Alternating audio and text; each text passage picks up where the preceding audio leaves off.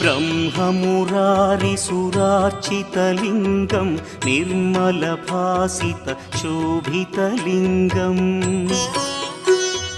जन्मजदुःखविनाशकलिङ्गं तत्प्रणमामि सदा शिवलिङ्गम् देवमुनिप्रवरार्चितलिङ्गं कामदहन करुणाकरलिङ्गम्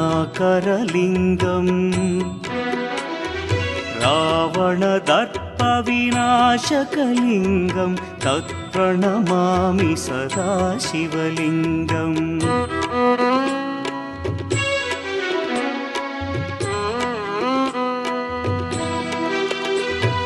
सर्वसुगन्धसुलेपितलिङ्गं बुद्धिविवर्धनकारणलिङ्गं सिद्धसुरासुरवन्दितलिङ्गम्